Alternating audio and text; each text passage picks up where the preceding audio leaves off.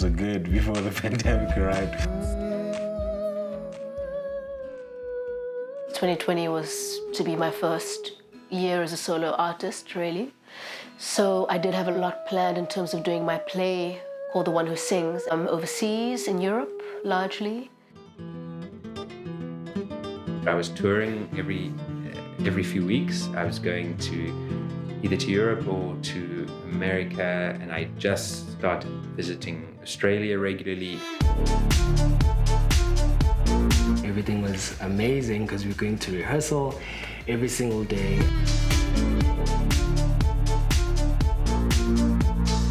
He grew up playing guitar, I grew up playing violin, and from very young ages we were always on stage. So it's always been one consistency in our lives.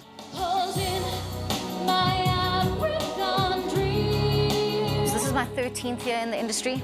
We were in the events industry, we're in corporate entertainment. At one point in time, I sang for 6 bands. 2020 was going to be the year to go and earn dollars and pounds on a greater level than what I'd done before. I was going to travel a lot, and I'd set it up with a bunch of comics, and we had venues across Europe. Our company used to run a lot of corporates and weddings, but also jazz concerts. So I'd bring people out from overseas, and I had some of the best musicians coming out from New York. And all these guys would come and visit and perform here with South African musicians. And I, in turn, go overseas and perform with many of them. So we were going to have an absolute cracker year. I travel around the world performing for celebrities, royalty, the companies of the world. It was quite a rocket ride. It's been quite an amazing past 5 years.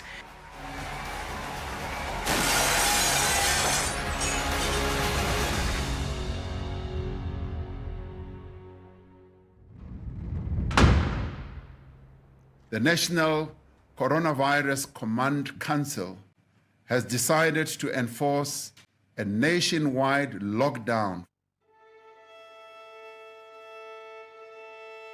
This necessary measure was a fatal blow to the sector, since it depends on numbers for it to survive, be it the gigs, its concerts, festivals, sporting matches. When Cyril said, you know, my fellow South Africans, it was pretty much over. The next day, within 4 hours, I lost all of my jobs. The phone calls that came afterwards from all the booking agents to say, I'm sorry, it's been cancelled, I'm sorry, it's postponed. And then 3 weeks later, that postponed gig, no, it's gone now.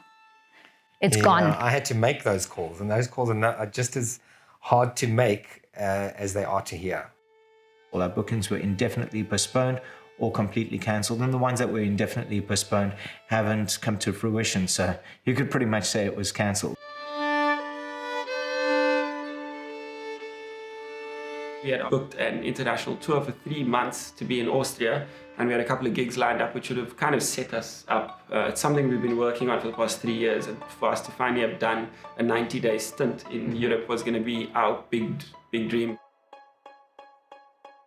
I shall not regret this moment here with you. I was coming out of a retreat, and I just started getting these messages on my phone, you know, such and such a festival was cancelled, this festival, that festival was cancelled, this gig was cancelled.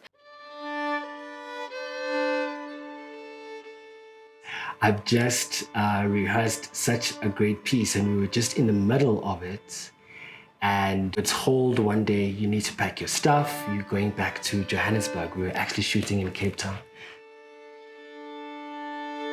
I just didn't know what to do. All of my income that I had saved had to be used, first of all, because we were told, well, you're not going to be earning money because you're not working. And I was in shock. I was in shock, and I was also very, very upset.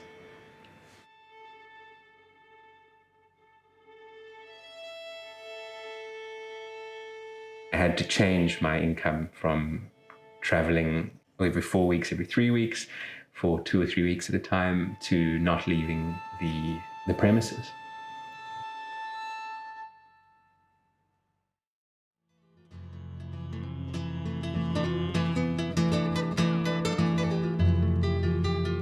Now you're going, I was about to get this amount of cash the next few months, And these were our plans, were to cancel everything and also send those emails to the rental company when they're going, so your rent is late. Like, hey, COVID-19, what can I do about it?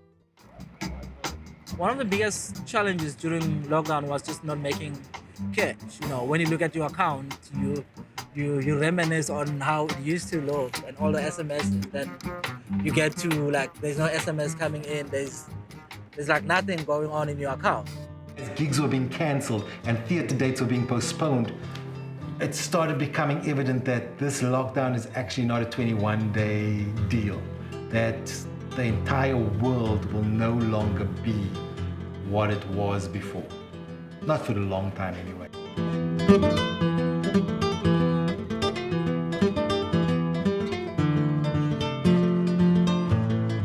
We're getting ready for isolation. Families gathered. Guys, so we've decided that every 3 days we'll meet and we're gonna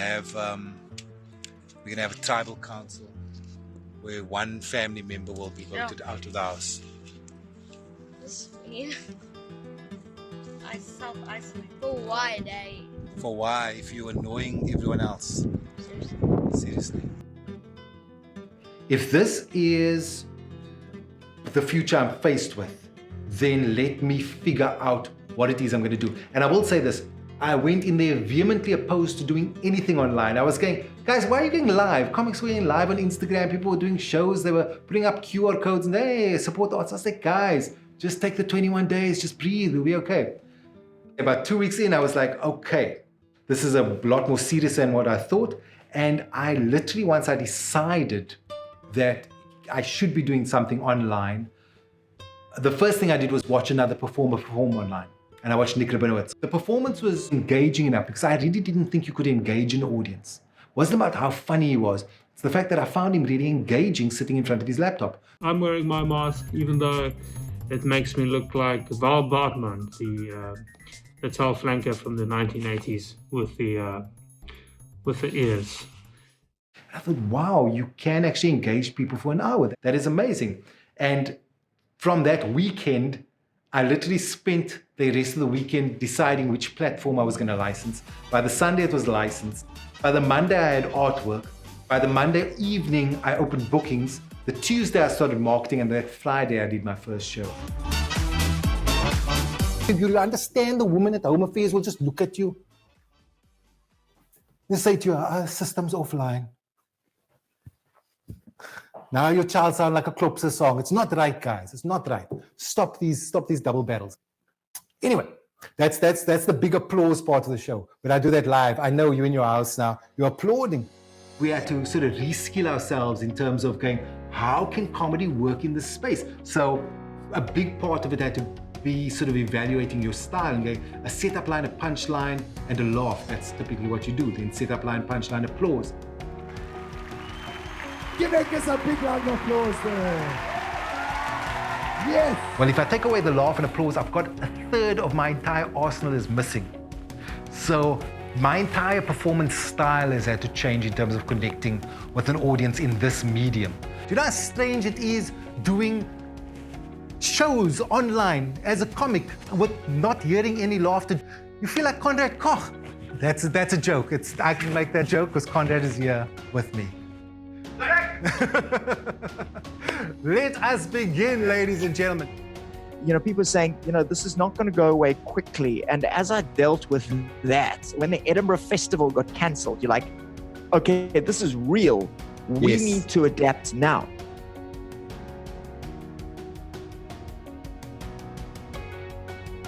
He loves the joy and entertainment side of magic and has collected an incredible library of magic books. And so for me, it's just been thinking deeply about what I can do. So engaging in this medium becomes a lot more personal.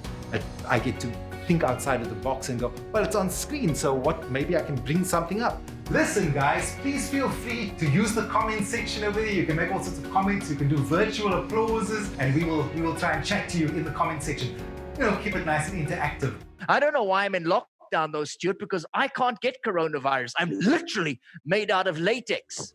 Some people love the idea that they can type, hey Stu, what's in your cup? What are you drinking? And when I'm in that live moment, go, it's water, guys, I promise you. They go, oh my goodness, he spoke to me. They the audience that would never heckle you in a comedy club, or you can't put up your hand in a theater show and go, hey man, I've got a question. But now they get to engage with the artist in that form. For them, it's very, very exciting. For me as well. When I watch the show, I watch some of the comments. But while I find that very engaging, my good friend Tracy Claus goes, Stuart, I hate it. I hate it. I find the comments so distracting. I don't like it. You're not going to please everyone. But we try our best, and we try and adapt, and we try and modify what we're doing so that we have the broadest possible appeal.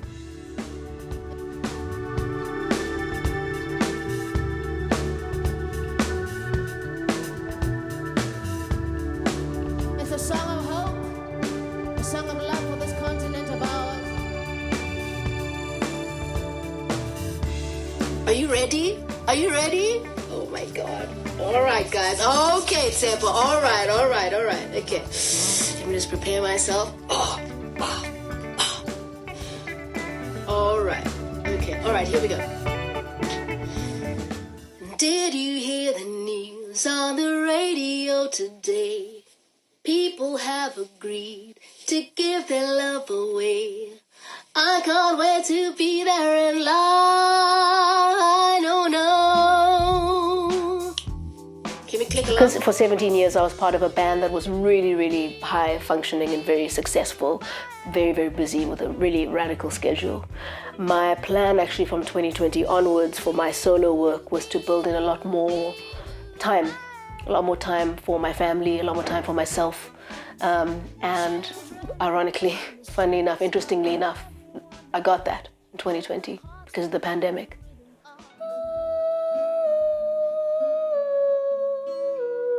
Kiara says we all have our stories. If only we had the courage to tell them. Well, let's tell them. Let's tell them. Beautiful. Because I am an artist who, I'm curious. I'm curious about other people's experience, and also I realize, having been in the industry, in the music industry, and also in the public eye for nearly 20 years, I realize that there is value to the platform that I have, and one of those values is to be a force for good, for social good. 'Cause now's the time to keep from falling apart. We gotta keep love in our hearts. Friends. It means a lot to collaborate with fellow artists on a message, on a message for the world. Every moment that you can, wash your hands. Time is done, wash your hand. You can do it all you wanna. Do your best, do not touch your face. Hey, listen, I tell you why it's this. Every spot that you touch, hands. The pandemic has shown up a lot, in terms of the gaps in our society, in terms of our relationships personally with ourselves. Do what you can in your own way to support others. Maybe it's not other musicians, maybe it's just people in your neighborhood, people in your country. Do the good that you were meant to do.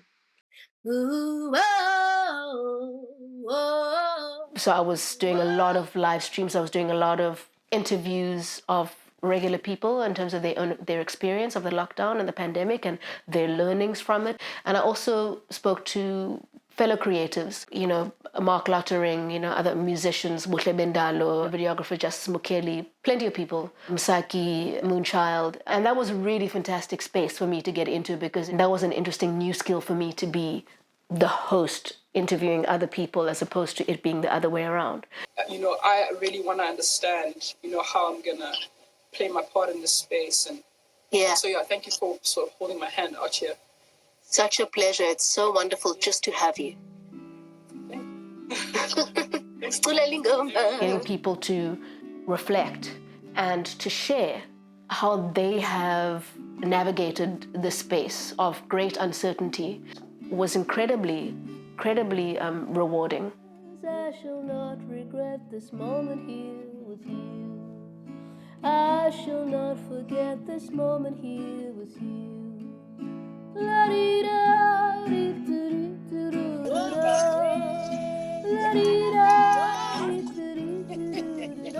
Thank you for a wonderful show. Lots and lots of love, everybody. Have a wonderful evening. And thank you very much for your donations, and thank you for being with me. In it.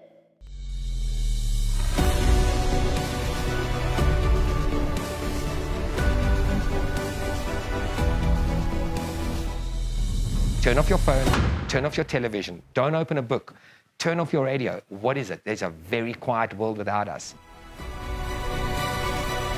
We are essential to the soul. Yeah. Good luck getting out of this pandemic without music blasting in your ears. Good luck. Ladies and gentlemen, welcome to Waiting in the Wings SA. I can barely contain my excitement, but I need to tell you why we're here. When the lockdown announcement was made, artists were the first to lose their income. We are also going to be the last to be introduced into the workforce. We're all in survival mode right now and we are all struggling. So if you can donate, please do. Some artists have literally run out of money. They have nothing to eat. So I said, okay, well, let's start a Back a Buddy fund. And the goal was to raise 50,000 Rand with Back a Buddy, and it just took off. We're joined by Owen Lonzar himself. Owen, you began with a drive that had raised, a target of about 50,000 Rand. Where are you now? 198,000 Rand. The Theatre Benevolent Fund had stopped sending out grocery vouchers, so suddenly everyone was looking at us. And then we realized that there was a massive need. You guys have no idea how much you have made a difference in our lives as artists. You have no idea the hope that you have given us right now to want to hold on and continue, even during these hard times. What cemented it was 127 applicants after the first fundraiser. Then 2 days later, it went up to just over 300. Everything is shut down. We have to find new ways to make money and have a brand new baby. It's a scary time, but waiting in the wings with the donations has helped me manage things a little bit better at home. At some stage, the donations started kind of dwindling. And then I called Megan and I said, let's do a concert. In lands of dust and drums, a child cries in pain. Hi there, Mzansi. My name is Vicky Sampson. And I'm asking you to please go to Facebook Live tomorrow evening as from 8 p.m. for an amazing production where some young up-and-coming artists as well as more established artists will be uniting together to raise very much needed funds for the musicians. Online has actually given us a whole new artistic platform. We took people from one site in Johannesburg to the other, and then we had Vicky and Sterling EQ in Cape Town. So the whole world has become our stage. Fly with me, let's fly away, let's fly away. We evolved to understanding that we can't keep asking for donations. The important thing is to create a working model where artists could feel useful, where they could perform, and we found that that's worked well for us. We sold a lot more tickets than many other shows have sold. Come fly with me, let's fly away. It's a dual thing. It's the cause that people believe in, and it was the content that we provided. So Waiting in the Wings is not just about trying to help people, eat. We want to be able to create work online for those who can while helping those who can't. What we found that was really important is that we need to keep ticketing culture alive. We need to sell tickets. We need to get performers performing, because that's what they do and that's what they want to do. And also performers are quite proud. We don't want a handout. We love what we do. We're one of the few people in the world that can say we love what we do. So just let us do our thing. What about us? What about all the times you said you had the answers? When we were in the moment, I don't think we realized just how incredible it would look, how incredible it would be, and the joy that we would spread. Was a highlight for me was that they were so inspired. It gave them hope. It made them realize that there are things that artists can still do, and that's what I loved. When people started commenting about the show, I actually said to Owen, I said, is it our birthday? I feel like I'm having a birthday. The truth is it was a birthday. It was a birth of what this is and what Waiting in the Wings will be forevermore, until we get out of this. We are children that wanna be loved. Man, how am I gonna make it through this? Owen, thank you. Thank you for doing this. Thank you for starting this. Thank you for gathering us all together. Thank you.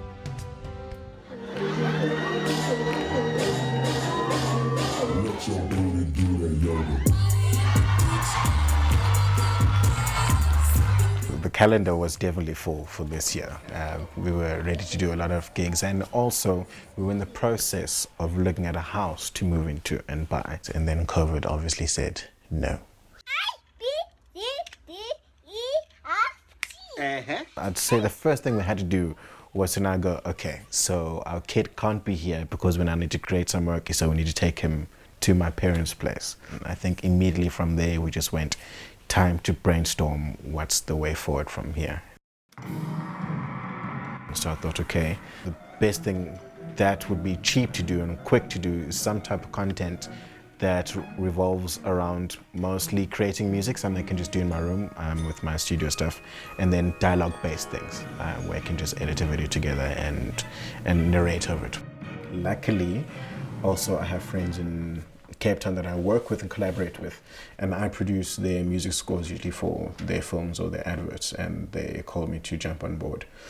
The whole thing, listening in, they finally open up the safe. Oh my gosh, look at all this money, look at all this gold. The cool thing is that I've been investing in equipment for the past 2 years, just piece by piece. In terms of my studio equipment, that's already set up. It's just the minor details of getting foam in a room and soundproofing it. So we had to get the lights, but obviously, as we know, equipment is expensive, so you have to make a plan, and instead of getting soft boxes with dimmers, you have to just get a normal soft box and just move it back. Go, okay, cool, it's getting dimmer and dimmer and so on and so forth. But also at the same time, the type of equipment that you buy limits what you can create in terms of quality. So that was a task at hand. But I'd say out of the equipment that we have now, we end up getting 20% more in order to create the content that we have been creating, such as shooting adverts. We shot some ads for Hollard. They just asked us to do something in response to a new language that they have, that they've created using masks because we can't necessarily communicate with words.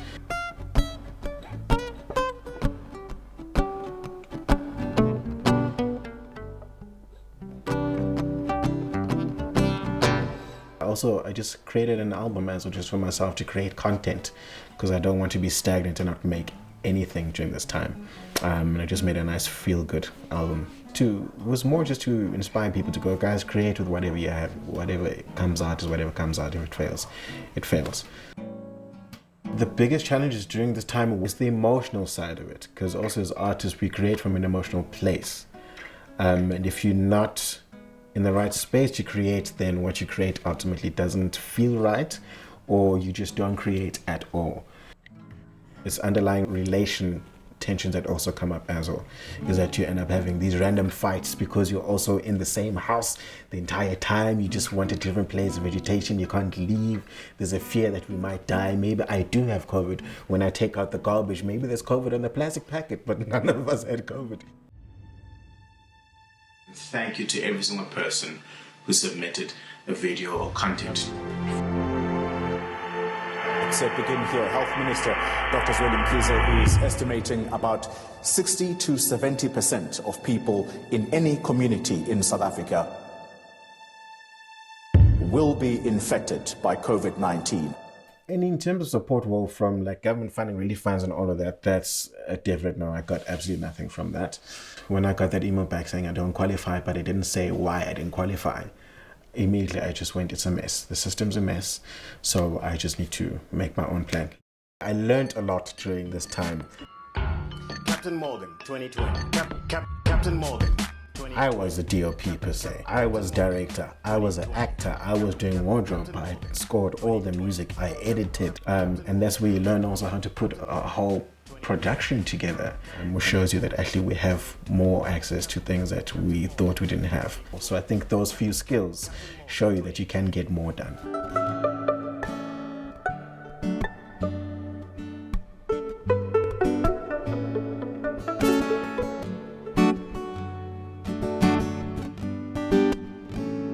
When we heard about the impending lockdown, we did not panic. We said, let's start doing something. What is that? We don't know yet, but let's find out.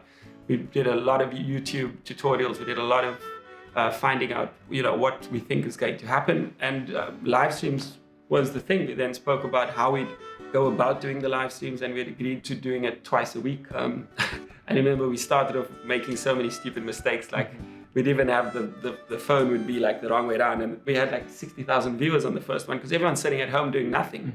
And it's like, well, these guys are doing something at least, so they're like watching our live stream. What's up? How's it, everybody? Welcome to our very first live stream ever. And eventually we got some cooler equipment and we learned how to do it properly. We got the software. We started putting the mountain in. We started learning how to talk to a camera, to play in front of a camera, to look into a camera. We learned how to live stream.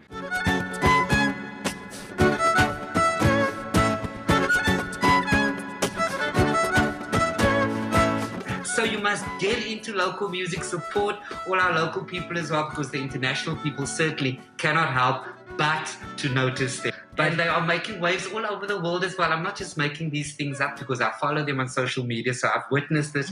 I've been on a national tour with them and I can say they are phenomenal. The whole world is currently falling in love with Acoustic Element. So ladies and gentlemen, here is Acoustic Element. We called our friends from Cape Town, etc., and we got them to use their platform, because our platform wasn't that big at the time. Mind you, it's grown a lot since then, but because of Cape Town, etc., and because of learning to use software such as Restream, which gave us the ability to stream to multiple platforms at the same time. So we'd have 1,000 viewers on this one, 100 viewers on this one, and so we'd grow our platforms throughout. I think it's a good time to say welcome La Parada, welcome Cape Town, etc., and welcome Acoustic Element fans. Thank you so much for being here. It definitely kept it about the music, but we had a lot of interaction with it. So we had prizes that we were giving away, weekends away, wine, all these things that were allowed after lockdown. We tried to keep our fashion game up as much as possible to keep it like quite entertaining for the viewers. I mean, there were some good outfits, some questionable outfits, but some good outfits. And we created this little family online almost, where we would notice the same people were coming up from all around the world. Like while we were speaking to each other, they were having conversations with each other. It was insane. Yeah. So yeah, we connected people together from all around, and it was just a lot of fun. Now we've been performing on the ground for about a month and a half, and I'd say at every single gig, someone comes up to us saying, you guys were the reason why we made it throughout lockdown. You know, you were our solace. The actual neighbors got involved with the stream. It was insane, you couldn't believe it. And we'd open these sliding doors and then we'd literally get hand claps or after the set, like after songs, we'd get people shouting. We now have so many friends of people we can see down there. We've got Gardens Community, the neighborhood watch. People still come to us and say, we live right there. We were hearing you live and online. So it's been insane. Yeah.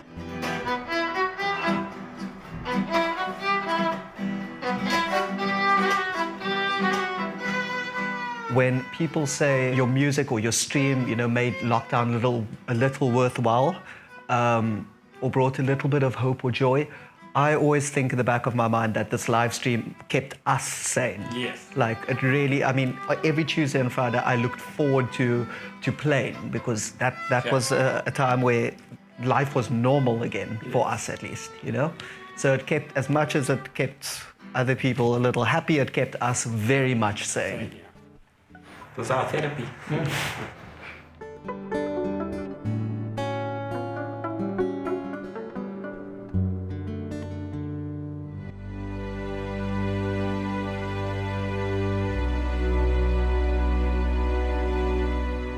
This is show business, so if there is no business, there is no show.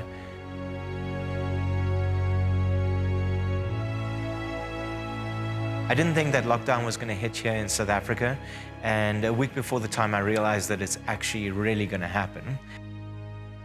It just got closer and closer, and I think by the beginning of March, some of our future shows were started being postponed or cancelled, and by the middle of March, all of the shows were cancelled. Like there was nothing. There was no income coming in. And I thought, what am I going to do? And I spoke to a friend of mine, and she was saying to me, why don't you do something online? Why don't you do some sort of theatre show, but for Facebook people, like promote it to Facebook and do your show that way. And I thought, well, that's a good idea. I could do some online shows. And so then I built my show before lockdown hit. I got the lighting, and I got a good HD webcam with a great mic. I wrote this down before the show began. I wrote down exactly Bali. Oh my God.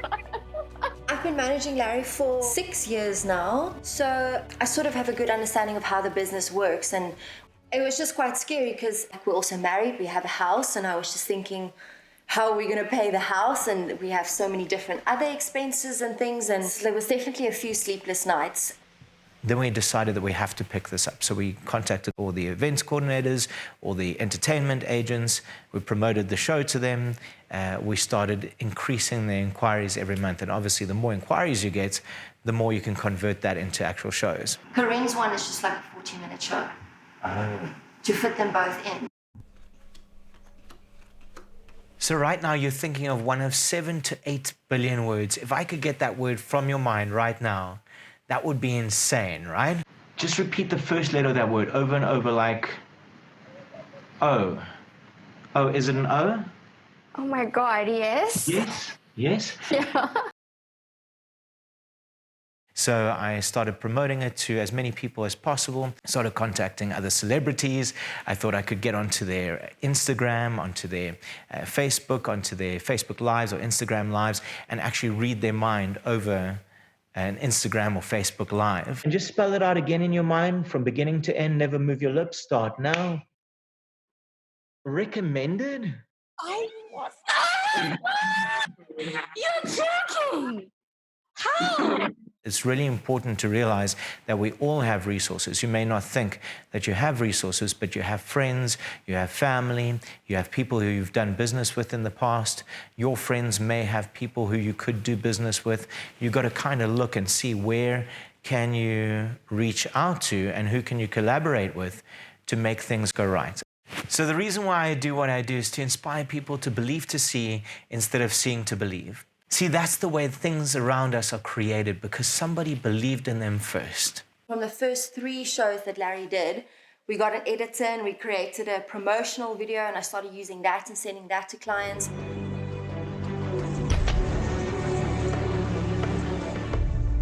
And from March, our graph is literally like a rocket ride. This month, we reached our highest inquiries ever. And June, we almost matched our best June ever. And July, we're on our best July ever. In fact, our July is double June. So it's really a testament to the fact that you can create, even in this time, you can create the impossible. There's so much we've had to adapt to, and we're still learning. Everyone in the industry is learning. I mean, if you just speak to people, people are so open to talk about what's happening and what they're going through. It's just been such a humbling experience. It's really important that we all stand together at this time, move in a positive direction to help ourselves and to help the other people around us at the same time. Can you just imagine her over here in your mind? Never say anything out loud, just in your mind. You're going to say hello and then say her name. Never say anything out loud. We're going to do that now. So you'd say hello. Nicole? Creativity is endless. You have limitless opportunities, and you can really create what you want in your life. And I think that's a very, very vital point for anybody in any industry. And thank you for having me. Give us a job forecasting. Wow. Thanks, guys. That was brilliant. Hey, for sure, we can definitely talk. Take what you want from me.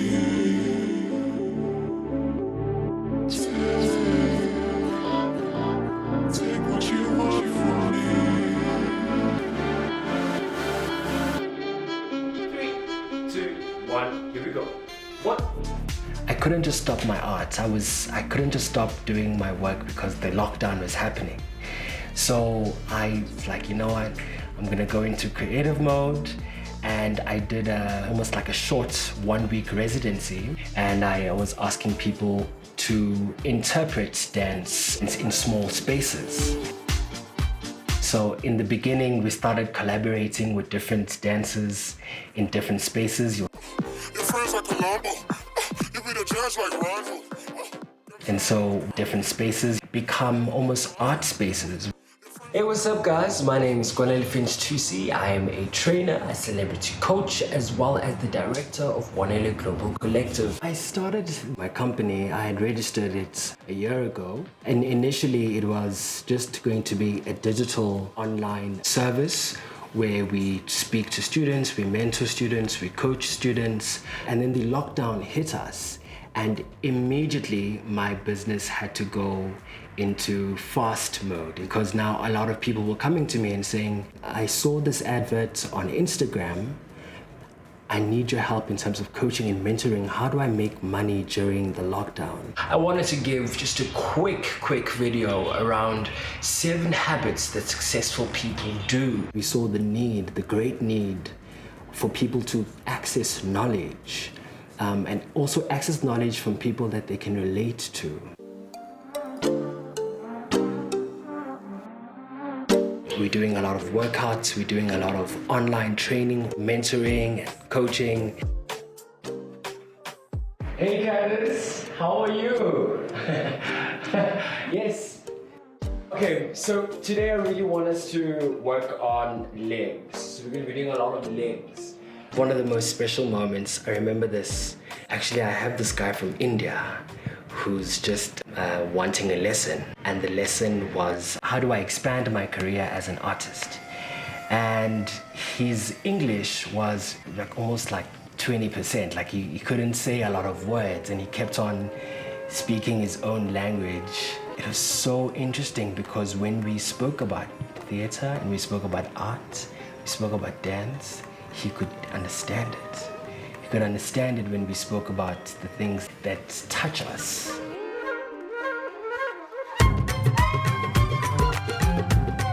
We're just needing that space to connect with each other even more. And we connected, and I felt that he grew in that moment, or he understood in that moment. And then what I understood was my work is not for myself. My work is for other people. And that's the day when I decided, even if I'm tired and I'm coming back from work, if I have a client, if I have a workout client that I need to do, I'm gonna do it because they are waiting for me to actually go, I'm here. For me, that's the first thing that I see. If my heart is filled and their heart is filled, that's it.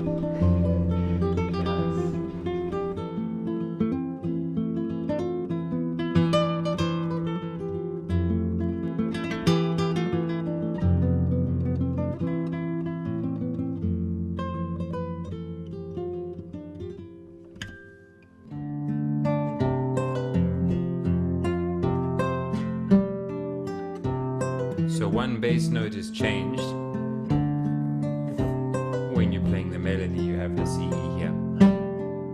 There was the beautiful video of Ali Akbar Khan and Ravi Shankar learning from Ali's father, who was the teacher for both of them. And there's a courtyard where the music school was. And all the rooms looking out, and they would meet there and play, and then there was an ensemble that would meet. And that sense of music as growth, you know, that the music is continually being worked on, and there's a workshopping of music.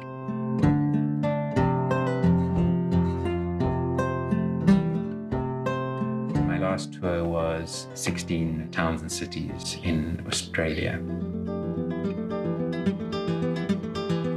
And I came back from that on a Friday. I got a call on a Tuesday from Emirates saying that somebody on my flight had tested positive, so would I please stay in my house for 2 weeks? So I did that. And on the Friday that I was going to run free out into the streets, they decided to start the SA lockdown. So I was locked in this house with 4 teenagers for, I think, 4 months. Then I put out a message that I was starting a WhatsApp group for people who wanted to come to group Zoom classes. And I'd open up Zoom and there'd be 30 or 40 people there waiting, and we'd play some of the basic cycles of the music that I was playing. So, and it was really like more like a sort of meditation hour where we would We would have 1 or maybe 2 rhythmic cycles and we would just play them for an hour, making small changes as we went. Anyone who wants to join the class needs to be a patron on my Patreon page because I had that already set up. And the Patreon grew. I think it tripled or quadrupled in people, and the income, got much more than it had been, and became my main income, really. Or you could add a long one. What's been super interesting in these classes is using sort of improvising, learning and improvising language. So if we have a basic pattern like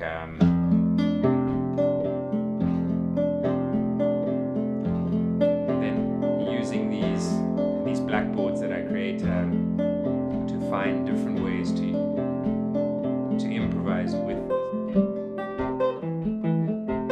The people who come range from Australia, there's some in the East, there's China, quite a few around Europe, the UK, there's a bunch of Canadians and even some South Africans. And you can join all the classes for the whole month for $5 a month. And now the Patreon is becoming a real amazing resource, and it's kind of like a university for my guitar style. I had a sense when I was touring a lot, there was something that wasn't 100% for me personally in terms of my musical process and growth. It felt sometimes wonderful and sometimes very alienating and strange. I spent 90% of my life applying for passports and standing in queues at airports. And, I got to spend 3% of my life doing what I wanted to do, which was getting on stage and playing for like an hour. So I feel it's a little bit more, I feel like more of a musician now.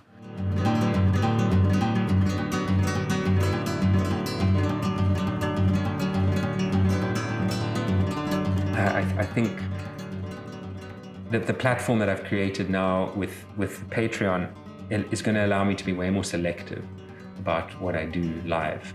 And I also don't feel in a great hurry to return to that, because I do feel that the scene is going to be just decimated for a very long time. And I feel I've got a luxury now where I can really rebuild my own playing and interact with other people in a very different way, much more fundamental way in terms of what I do. The small audience that I have now who come into these classes are super involved with what I do, and they really are interested on the same level, which is amazing. What more could you ask for?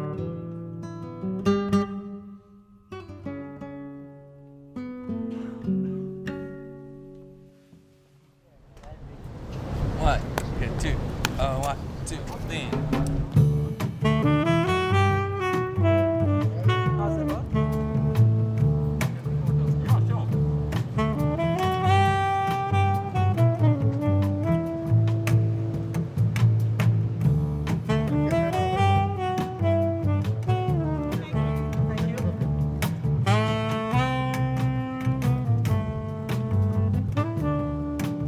Obviously, when lockdown came in March, our hands were tied in terms of doing any work, and we couldn't do anything at all for lockdown level 5 and 4.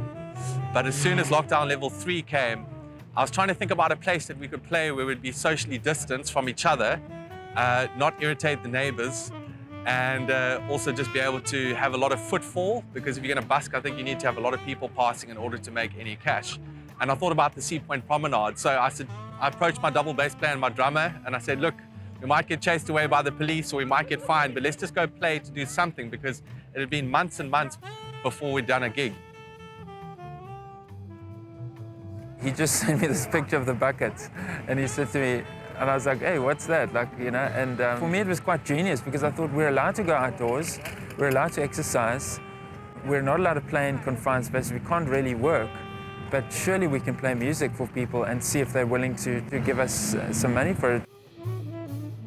We really didn't know what to expect, but the first time we came down here, people really received it well. In fact, we were actually bowled away by how many people just stopped and stared and watched us, because I don't think they'd heard live music either in like 4 months, whatever it was at the time.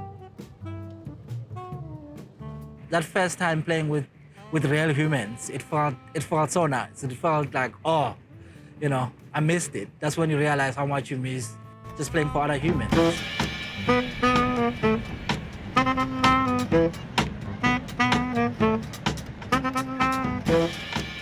Before, I think people almost took live music a bit for granted in a way, because you just walk into a restaurant and there it would be, and it would be all over the show. But we really got the feeling that people appreciated it when we came out and played, because so many people just stopped and watched and thanked us, and all sorts of people put tips in the bucket and used our SnapScan. All sorts of walks of life from South Africa, you know, the young kids, older people, everybody who comes and visits the promenade. So it's been really well received, and it's given us some extra grocery shopping money for sure. I mean, it hasn't done anything that's going to really impress the bank manager.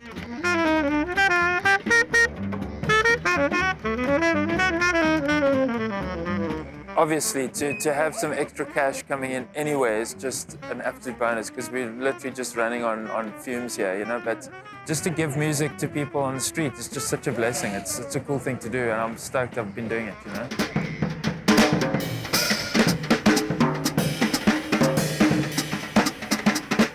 Basking has been kind of taken away from people, and it's this thing of like, it's, you know, it's always this whole idea of it's unsafe, and it's, you know, South Africa is just not a place for doing things like this, and I think it's rubbish. I think this lockdown has showed, like, people, if we come out in numbers and start enjoying our outdoors, people don't do it enough. I think South Africans, we're outdoor culture, but I think the arts must come out, and we must start really just putting stuff out, because the more we do it, the more there becomes a place for it, and then everything else will follow. Nice infrastructure, safety, all the things that most probably will make it a little bit better, and the rest, yeah, hopefully it just becomes a trend that keeps going.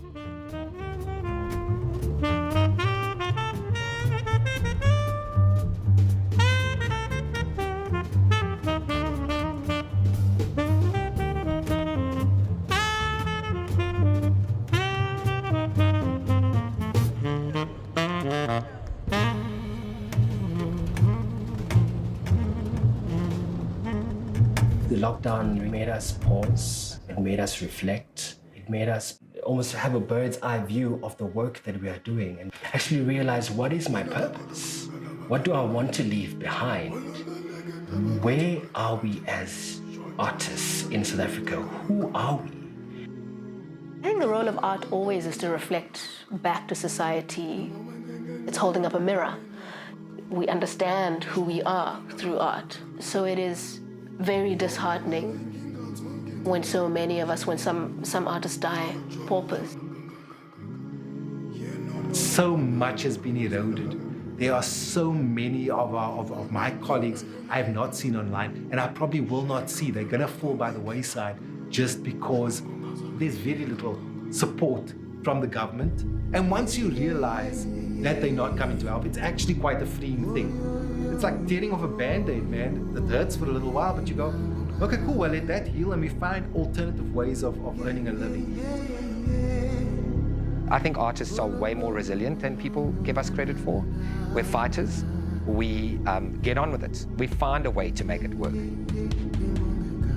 We need to stand up for ourselves, really. Nobody is actually going to do it for us.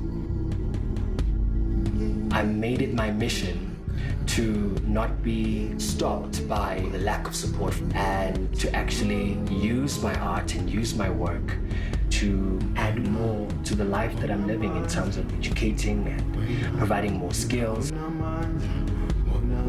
From nothing comes nothing. If we'd sat at home doing nothing, waiting for something to happen, then we'd still be doing that right now. But we've been learning new material and keeping our chops up, keeping our skills up. So it's actually been really positive. We managed to create something with the few resources that we had during this time, and some of it has been profitable, and we will continue to create through that avenue from here.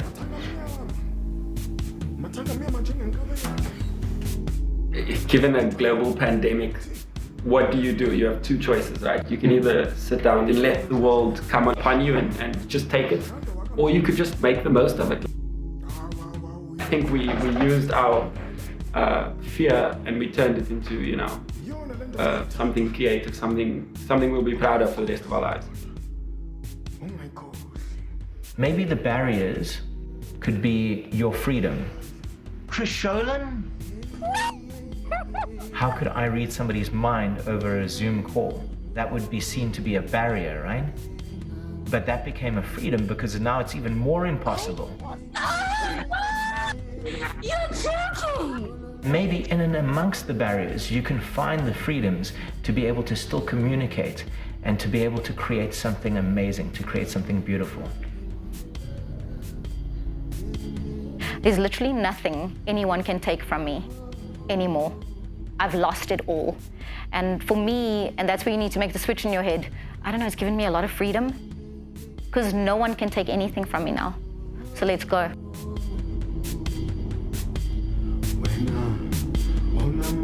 I mean, I think what's been the guiding thing for me is that I quite like playing guitar, and I'd like to continue playing guitar, and I don't have too much of a fixed idea of what that has to look like. We just got to do what we have to do to carry on playing. That struggle is what's tempered South African artists in a different way. South African artists do not create like the rest of the world, and when the world wakes up to our genius, it's over. When they realize that we've got the funniest comics on the planet, and we've got the most talented musicians on the planet, and we've got the most amazing visual artists on the planet, when the world realizes the pool of talent that is available in this country, it's over for those lazy artists in the rest of the world. We are literally tempered by hardship, and what we create out of that is amazing. Comedians in the States are doing jokes about cats and dogs when we were talking about race and privilege and equality. We're so far ahead of the curve, and maybe this pandemic will get our artists that exposure that they need outside of this place. Maybe. Maybe then the governments will realize that the art is so important. That dancers and artists and choreographers and musicians are the most important people because we are part of the society. We make society come alive.